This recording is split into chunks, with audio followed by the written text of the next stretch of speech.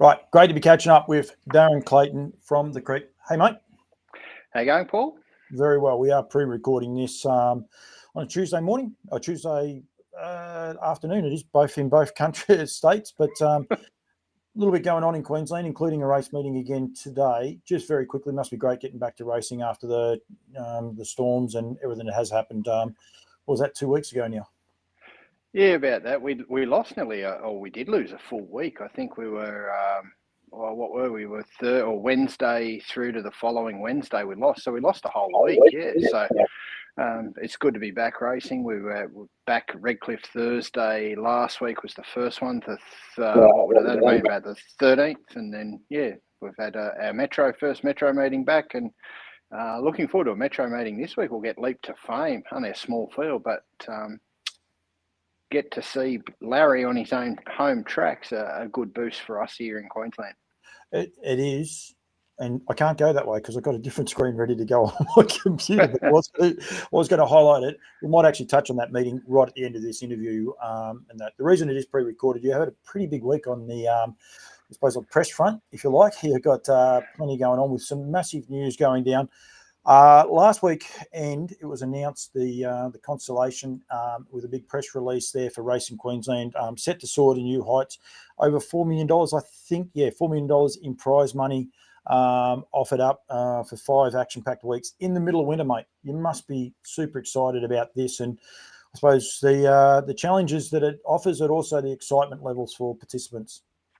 Yeah, absolutely, Paul. The Constellations Carnival, from when it first started, probably about 4 seasons ago now, to where it is to the current point, it's been able to build year on year. We've got it to a level where, even last year, it's probably the number one carnival. We definitely think it is number one, but whether the rest of the industry sort of is heading that way as well, of just how good a carnival it's been. And it goes to another level this year. It's we're not resting on our laurels. We take on the Interdominion now. The Interdominion will be calling Albion Park home for the next 3 years. So 2025, 26, 27, it will be here at Albion Park. So, really looking forward to what that presents to the sport, and both locally and to now, hopefully, that we've got it back into a sort of a winter spot. The Interdominion's been shifted around. It's been a race that's, everyone considers it the holy grail of harness racing, yet it's sort of been shifted and moved around, and it will face a few changes again this year and going forward, but we think we've got it in the right spot, and hopefully we can get back to getting the best horses from New Zealand all around Australia here to the Creek in July. Yeah, it is. It's actually interesting. You're almost going against the norm, if you like. A lot of these carnivals, including the Melbourne Cup Carnival and those carnivals, trying to condense them, make them smaller. 5 weeks is a long time.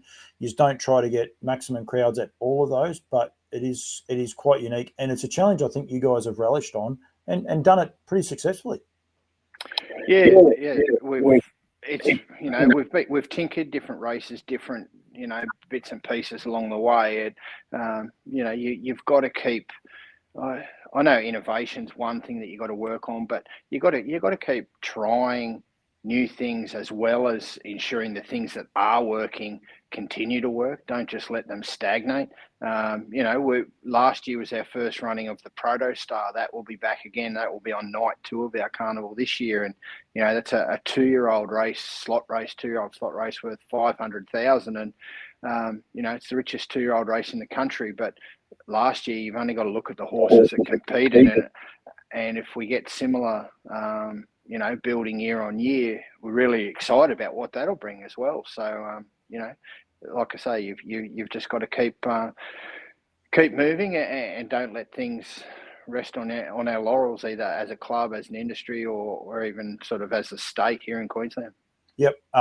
Interesting, just on the Protostar, and we will touch on it a little bit more, but show me the tan lines. I was lucky enough to be Miracle Mile night. Adam Kelly straight after declared that that's where he wants to go. They want a spot in it. So people are thinking that far out, early March, they're thinking that far out, rightfully so, that they put their hand up as well, because it was very, very impressive. But it's exciting, and it's almost proves that what you're doing works when that happens, when someone does announce that so far from home. Yeah, and getting that announcement, and even looking from last year's original one where Fade Awaits one, you only got to look at the New South Wales Derby in the heats. Quite a few of them made the final, but even if you just look at the heats, I think there was 5 horses, I think it was, that I counted out of the 10, were in the New South Wales Derby, and then one of the fillies that was also in the Protestar, Cool and Classy, and she went around in the Wraith Memorial on that same night. So I think she finished second in that race. So it shows that first year was only in its inaugural year of what it could achieve, and then you look this year, the interest is spread much further this year as well. So a few of the slot holders, the Ballarat Club actually has a slot, and it's my understanding that they'll actually be running a race at Ballarat with the winner of that, or I believe it's the winner, will take the slot into the race. You've got, Mick Stanley, Soho Standardbroods, they have a slot there. You've got Shane Sanderson, who's a Charlton Cup winner there on the weekend. He has a slot, so there'll be plenty of Victorian interest, that's for sure. Yep, it's going to be exciting, and it is a little way up. The one that I want to touch on tonight, with the release yesterday. What date is it? Yesterday? Was it yesterday? Was it I think it was Tuesday morning. So this morning, the 18th, if you're going to air tonight, or it depends how many times I swear and you edit me out. But you just you had me a bit when you said Tuesday morning. I'm thinking, oh, what day is today? You had me on the back foot for a start, that's for sure. Yeah, no, it was released this morning, Tuesday the 18th. While the actual carnival launch, sort of media release of the carnival was last week, it was today that we announced the Interdominion conditions and what that will look like in 2025 and beyond while the Interdominion's here at the Creek. Anyone want to see this press release on here, you can see at the top there. Go to racingqueensland.com.au, click on the harness link.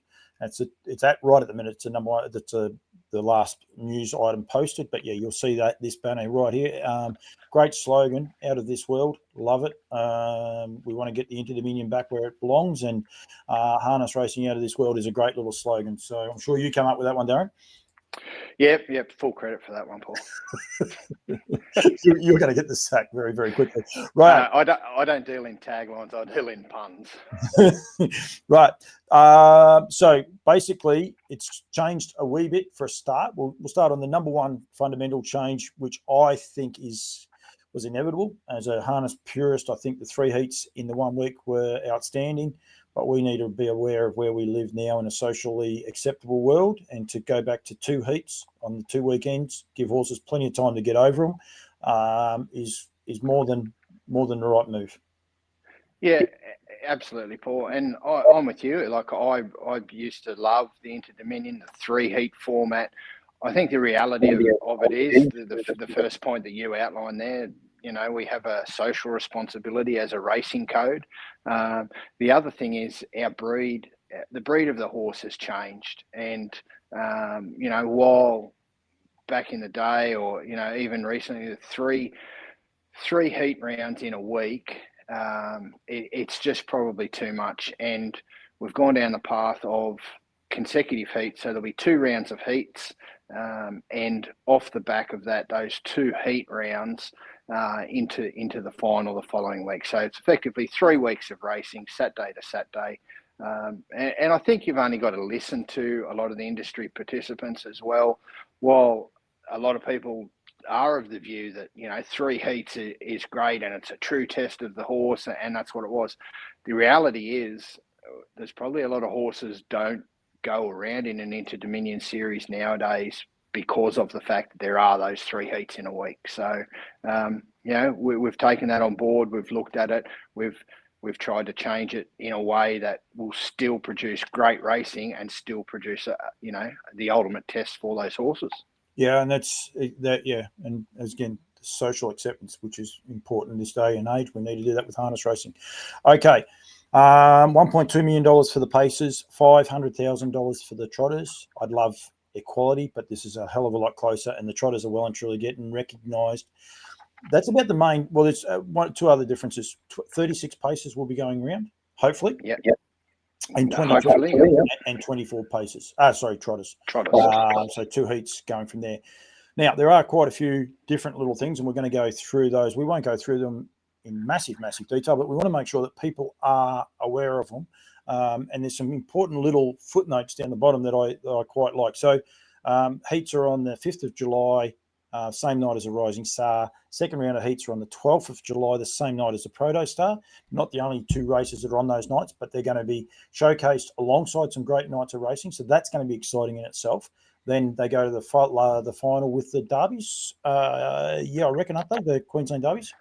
Yep. So that final night will have the Pacers and Trotters finals, the Derby, the Oaks, and the Group 1 Golden Girl for the Mare. So 5 Group 1s on that final night, which is the 19th of July.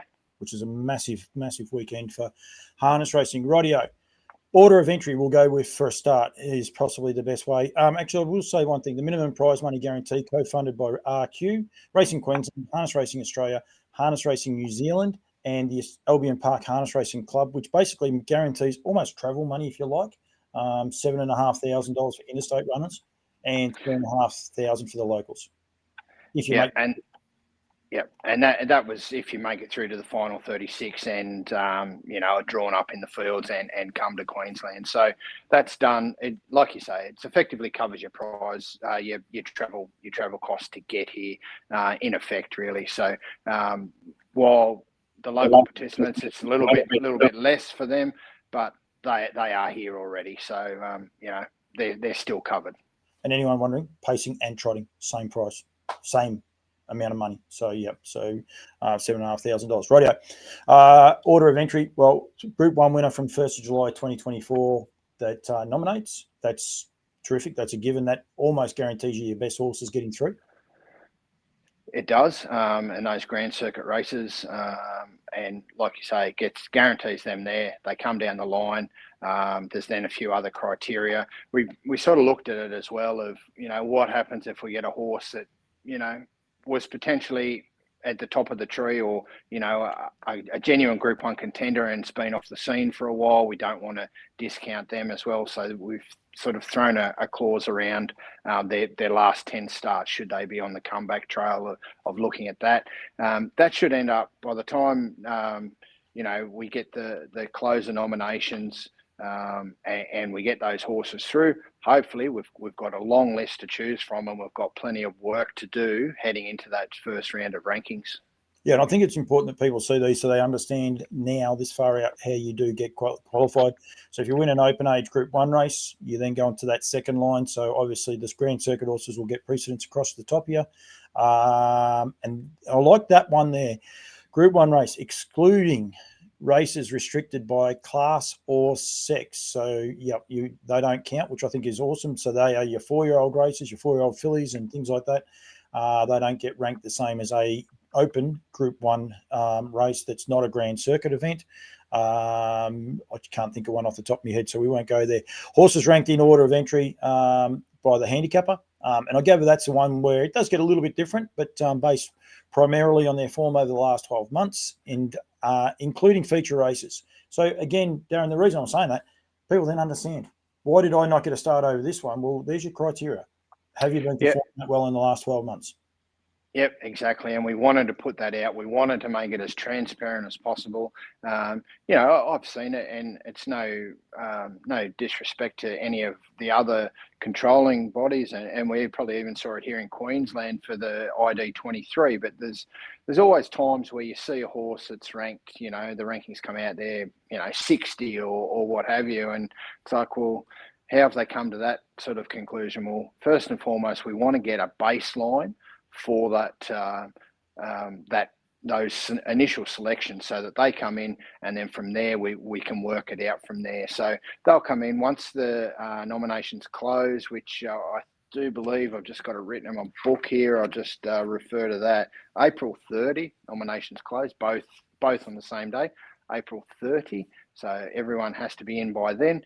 The first round of rankings then come out on the 7th of May. So along with the RQ handicapping panel, There'll be club involvement as well, where we sit down and we have, roundtable discussions, work out where the rankings start from. And from there, it will then be weekly ranking updates.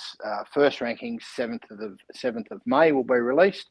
And for the next 6 weeks, every week, they will be updated. So everyone knows where they stand week to week. Which is very important and cool. That last one, and I'm going to put it up here just so people can actually read it while I'm reading it. The ranking order of horses with no or limited exposed form. This is what you said there before. So good horses on the comeback trail. You would imagine that the no is not going to be an issue because you're not going to go into an Interdominion taking on the best horses going around with over 12 months off on the sidelines without having a run because it's pretty brutal no matter what, even though there is one heat in the middle going to be missed out. You're going to have 3 runs in 3 years. So there'll be 1 or 2 starts potentially, but not a massive baseline for people to be able to get there. So it's a cool understanding of that rule's there. And again, if you're one of those people, it probably helps the person missing out more than it does the person getting in. But the person who misses out says, okay, well, that's fair enough because his body of work 3 years ago was outstanding. Yep, he's had injuries. His form seems okay. So you just got to cop it. Not like it. No one likes it. But and by highlighting it up front, when we don't have to be having the discussion down the track, it's like, well, it's spelled out from the start. Here it is. It's transparent. We've said it. This is what we're looking at, and away we go. Right, 13 horse finals. Should have asked this one earlier. Does that include an emergency? Is only 12 go around, or? Now, this is where maybe you've jumped a step here, Paul. Okay. But anyway, we'll go back. That's fine because now this is okay. Because I actually was trying to preempt myself before that. There's also added incentive with the Rising Star being run on the same night as the first round of heats.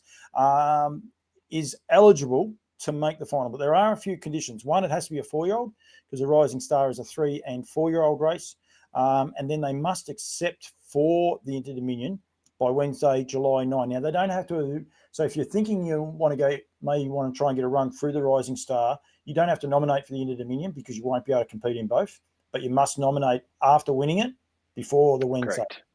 Yep.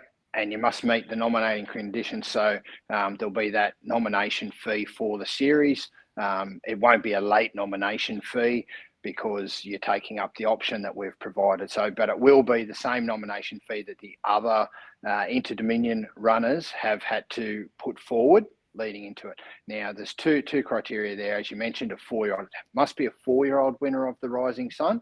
Yep. Not only must it be a 4-year-old, it must accept for the series by that Wednesday the 9th. So that allows, we know before the second round of heats are held, whether that horse will be progressing through, because there's 2 things there. That 4-year-old also must contest the Kevin Newman 4-year-old championship race on night 2 of the carnival. And the reason for that is we didn't want a situation where participants or it comes back and say, well, that 4-year-old's got an advantage because it didn't have to race the following week. It still has to race the following week. So it will still go into an Interdominion final, should they accept for it, having had 2 runs in consecutive Saturdays, the same as the other one, as the Interdominion heat winners would do. Yep. So it will have had 2 runs through. The other thing is, like I said, it's got to have accepted for the race. It's then accepts for the final by that Wednesday the 9th, which is the middle of the week of that second week. And then when we come through to the final, that will be when there is a field of 13 declared. So should the Rising Sun winner take up the option of going in the Interdominion series, from there, that's when it becomes a 13-horse final with no emergencies. So anyone wondering, just reading along here, it's underneath those 3 dot points. If the Rising Sun winner takes their spot in the pacing championship, a field of 13, no emergencies will be declared. Exactly right. Should they opt not to, it's $1 million final. You don't get too many $1 million races in harness racing. So, you'd like to think 4-year-olds have won the last 2 Interdominions. It's a pretty enticing carrot for it to be another one. So should they opt not to, which is their prerogative, obviously, then the field for the Interdominion will be 12 plus 1 emergency drawn from the Interdominion heats. could throw you 2 curveballs, but I won't do that on air. I won't put the doubt in there. One I do want to make sure, though, they must contest the Kevin Thomas. They don't have to win it. Correct. Yep, cool. That one's good. They just have to have gone around that second night so that they've had, 2 runs in 2 weeks, the same as the horses in the Interdominion series have. Yep, very, very good. Right, now this is where I really enjoy it. In addition to points being awarded based on finishing position, so obviously, how many 3 heats? There's 12 horses going around, so. Yep. So there'll be effectively 6 heats for the paces: 3 night 1, 3 night 2, and 2 for the trotters. 2 night 1, 2 night 2, because there's only 24 trotters. So 12 and 12 for the paces, 12, 12, 12 for the 12 and 12 for the trotters, 12, 12, 12 for the paces. How many 12s? Just one thing. Do these bonus times and that work for the trotters as well before I go into them? Yes. Right. Okay. So, right, I just had to double check all this. So, another well organised interview by Campbell's comments. 2 points, 2 bonus points for the horse that records the fastest individual last half. So, is that each race or on the night? No, each heat. Each heat. So, it doesn't matter if they go slow up front and zip home. You'll get the opportunity of bonus points. You get 1 bonus point for the horse that records the fastest individual last quarter, and 1 bonus point for the horse that records the fastest individual mile. So there's the opportunity of 4 points going up there for 3 different horses quite comfortably, Darren. Yep, there is. And now this will all be all calculated off our Triple S GPS data, which is very reliable and will be stringently checked leading into again as well. Now, not only that, so it's probably twofold, Paul. It's like you say, it gives the opportunity, if it's the tempo goes against you and you've come from a bad barrier, you're able to really zip home and get a strong last half. Well, you get the opportunity there of picking up some bonus points, even though you might have run a fast finishing 6th. Yep. You get 2 bonus points. The other side of it is tempo, or you've come flashing home from it and you happen to win the race and your sectionals are the best across the race. Not only might you pick up the winning points, you could potentially pick up all the bonus points on offer as well, because quite often when you look at that sectional data, if the winner's flashed home from the back or controlled it up on the front end, where that winner has the best sectional data as well. So the potential there to be the winner and pick up your, I think it's 17 points for a win, or of however that plays out there, as well as the sectional bonus points, put you in a really good position heading into the second round. And this is where we think it's really going to tighten the field up.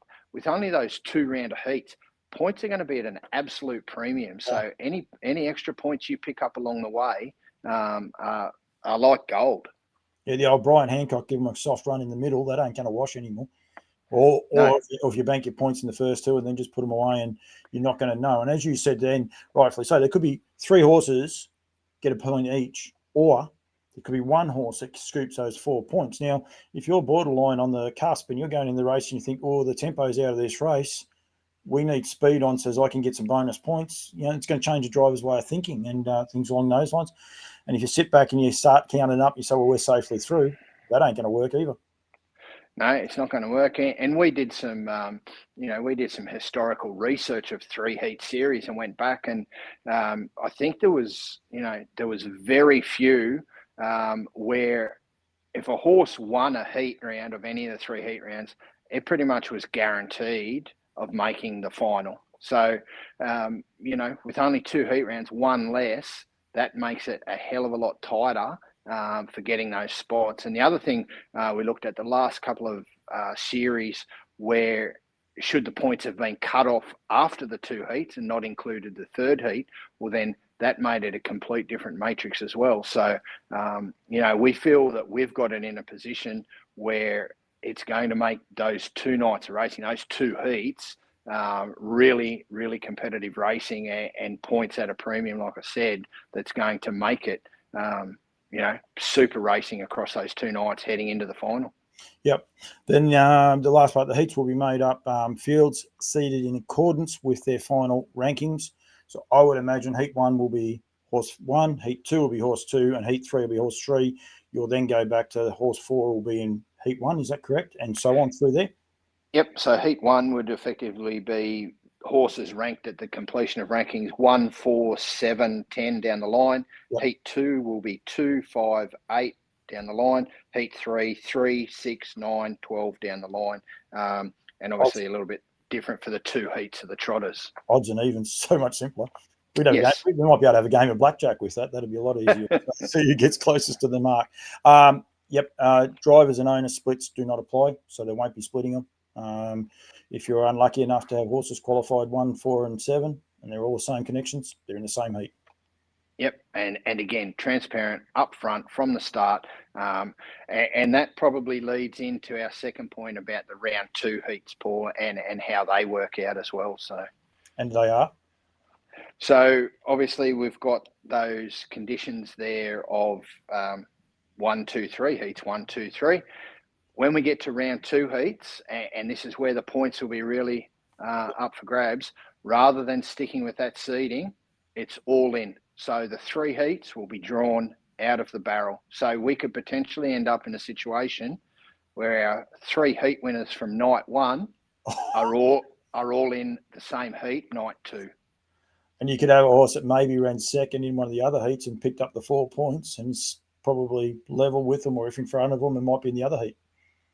Yep, and again, and this comes back to that horse that flashed home was unlucky because it drew Leap to Fame seed. All of a sudden, it gets Leap to Fame and Swayze end up in the same heat night 2, and the horse that was unlucky behind one, all of a sudden is favourite for his heat going into that one, points at a premium, gets his opportunity. So it's going to come down to a little bit of luck in terms of where you get drawn in that second night. But again, brings it back to points, absolute premium. You need to score points to get to this final.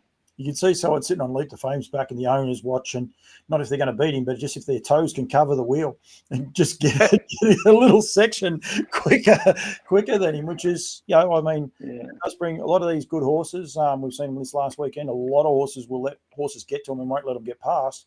But unfortunately, they're going to score more points than you because they've taken ground off you. Yeah, and this is where it comes back a little bit too. We've taken the Interdominion on for 3 years. While we didn't want to absolutely, destroy the entire concept of it, we wanted to make it different. We wanted to have a point of difference, and it's here in Queensland. It's here in July. Here's how we're going to run it, and we feel we've got the mix right. There'll be certain people, that's just life, that say we shouldn't have done it, we should have had it how it was, but the reality is we needed to do something different. We needed to create a point of difference. We needed to have some change, and here we are. Yep, embrace it and take it on. Mate, I'll let you go, but very quickly before I do, you said there before Leap to Fame stepping out at 8:25, so there's one for people to tune into. There's a couple of really nice races there. I want to touch on that one, but I think it was this race here, the race 2. It's only a band 4 race, but cracking field there as well. Where Rhoda, Tim's a Trooper, Love Bite, quite a good field of horses stepping out in that one. But also the marathon trot on. I know the guys' connections with Not As Promised, trying to get someone in New Zealand's attention to taking a trot. There's a few horses going to miss out on that tab trot, I think, unfortunately. But that's a great race with some terrific fields. Did you ever think you'd get a field like this of all Queenslanders, mate? Queensland trained horses like this. It's amazing. They are all trained by Queenslanders.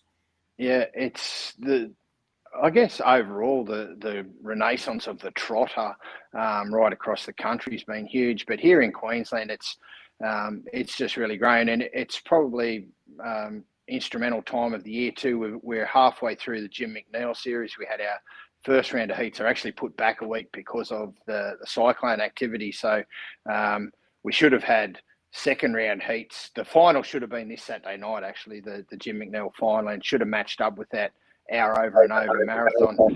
But we're only one round of heats in. Second round heats are Friday night. So if anyone knows the history of Jim McNeil, well, he was instrumental in getting the trotting gate up and going again in Queensland. It wasn't really a thing. Early to mid 2000s, he realised that, we needed trotters. So he went to New Zealand and sourced a huge amount of trotters and paid to bring them to Queensland, effectively get trotting racing up and going here, get the trotting gate going. And it's just gone from strength to strength. And with the recent Ultimate Drivers Championship, and you talk about the growth of the trotter in Queensland, I took a photo, and for me, I think it really encapsulates what's happened with the square gate in Queensland. You've got Bjorn Goop leading the field, Yannick Gingras sitting outside him, driving trotters here at Albion Park. And I think that really shows, where the trotting gate has come in Queensland. And that field this Saturday night, is that a bid? Not as promised, as you mentioned, Love Gun. There's some really good horses going around and really good trotters. And as you say, all trained here in Queensland. Yep, hide and seek, Golden Sunset. It's just a terrific field. He hasn't got Golden Sunset absolutely flying for Sean Grimsey. She actually beat Not As Promised. Not As Promised had to park out, but she beat him fair and square. Trotting mare, she is low flying. She's got a beautiful gait on her as well. Yep, and so people understand, you'll be able to back me up on this. She didn't quite break the track record, and Not As Promised isn't awarded the track record because he didn't win the race, but he actually broke it because it was over the short, and they had to come off the handicaps. But that's actually how it worked, correct? That's it. Yeah. I've been ridiculed by a few people. I need to make sure. I tried to clarify it, but it gets a bit tricky. But yeah, so very, very important, mate. I'll let you go. You are on the media trail. You've dumped me to go on some New Zealand show. You're not bad there as well. This will be going like Campbell's comments. If anyone got any questions when this goes up, Darren will be able to tune in later on, or I'll flick him a message, any questions about it. But please, hopefully it gives enough insight. I'll probably put this up as an individual interview as well, so people can go from there. I might even just do that. We might just put it up as an individual interview, and I'll tease it out on the show tonight. But we want people to be aware of it. There's heaps of stuff happening in Queensland. We're going to be doing more and more of these, Darren, over the journey as well. So, but huge insight. So, mate, really appreciate it. And yeah, please, any questions? I'll be live tonight. I'll put this up in a minute. I'll be live tonight on Loose Line. So fire those questions in, and I'll get Darren on the phone. I know his media commitments. I think I get 5 minutes was all he was going to allocate me, so I'll be able to get that in between. And then you didn't mention the hat. You might not be able to see it. You might not be able to see the hat. Well, if I had saw it the other night, Paul, you mightn't have got shunted for that New Zealand show. I thought it was because the Queenslander was her first time hosting the show, and you're going back there. I've got another new hat for you too. I'll pass it on to you next time I see you. I'm big on hats. Don't you worry about that. There's a Burnie Harness Racing Club. Where did I didn't get a Mount Gambier one. Can't believe that, mate. As always, thank you. Yeah, you'll be on Loose Lines. I don't think next week. I've got no chance next week, but the week after, and that we'll be catching up again. You'll be becoming a much more regular. I really do appreciate you giving me the time, mate, and highlighting the rich Queensland Carnival. Thank you very much. Yeah, no, thank you, Paul. It's really good. And anyone out there with any questions, either send them through to Paul. He can forward them on to me. I'll come on again tonight if need be or whatever, or even just contact me direct. Happy to help and pass it. The other one I will quickly. Well, you know, because I'm not putting it on because I just realised we're going for half an hour, so we've got plenty of time. So yeah, you're right. Yeah. Okay. So the other thing that I will say is we do have limited on-track stabling available here at Albion Park.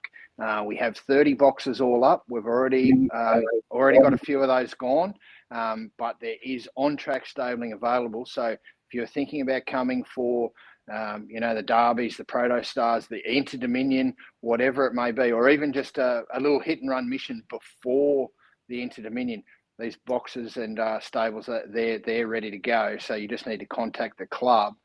Like I said, limited opportunities available, limited space. So if that's something that you wanted to need when you get up here, definitely contact the club.